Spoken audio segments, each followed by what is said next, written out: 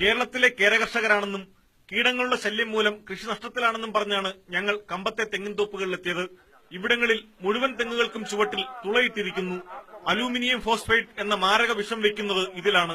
വർഷത്തിൽ ഒരു തവണ ഒരു ഗുളിക വീതം വെച്ച് ചെളികൊണ്ടടച്ചാൽ ഒരു കീടവും ബാധിക്കില്ലെന്ന് മാത്രമല്ല, കരിക്ക് ദീർഘനാൾ കരിക്കായി തന്നെ നിൽക്കുകയും ചെയ്യും.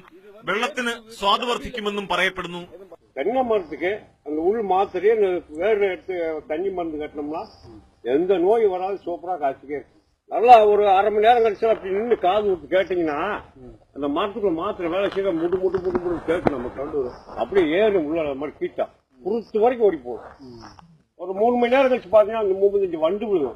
വണ്ട് ഇരുന്നാ മേഖലയിൽ ഏറ്റവും അധികം പേർ ഈ വിഷം കഴിച്ചാണ് ജീവനൊടുക്കിയിട്ടുള്ളതത്രേ. വിഷം വച്ചാൽ 30 ദിവസത്തേക്ക് ആ തെങ്ങിലെ കരിക്ക് ഉപയോഗിക്കാൻ കൊള്ളില്ലെന്നും കർഷക തൊഴിലാളി പറഞ്ഞു. அதுக்கு அதுக்குள்ள ஒரு பவர்.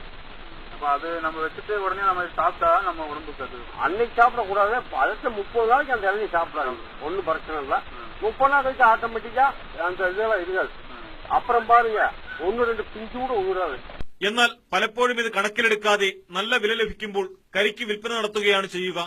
ശബരിമല സീസൺ കാലത്തും മറ്റും കേരളത്തിലേക്ക് ഏറ്റവുമധികം കരിക്കെത്തുക കമ്പം മേഖലയിൽ നിന്നാണ്. വേരുകൾ കീടനാശിനിയിൽ വെച്ചും ഇവിടെ തെങ്ങിന് വിഷപ്രയോഗം നടത്തുന്നുണ്ട്. പ്രദേശവാസിയായ ഒരാളുടെ സഹായത്തോടെ ഞങ്ങൾക്ക് വളരെ വേഗം അലൂമിനിയം ഫോസ്ഫേറ്റ് വാങ്ങാനും കഴിഞ്ഞു. 5 ഗുളികകളടങ്ങിയ പാക്കറ്റിന് 100 രൂപയാണ് വില. കമ്പംമെട്ട് ചെക്ക് പോസ്റ്റിൽ യാതൊരു പരിശോധനയും കൂടാതെ ഇത്തരം വസ്തുക്കൾ കേരളത്തിലെത്തിക്കാം. സംസ്ഥാനത്തെ ചില കേരകർഷകരും കീടശല്യത്തിന് അലൂമിനിയം ഫോസ്ഫേറ്റ് ഉപയോഗിച്ചു തുടങ്ങിയിട്ടുണ്ട്. നിശബ്ദനായ കൊലയാളി എന്നാണ് അലൂമിനിയം ഫോസ്ഫേറ്റിന്റെ വിളിപ്പേര് എന്നത് പലർക്കും അറിയില്ലെന്ന് മാത്രം.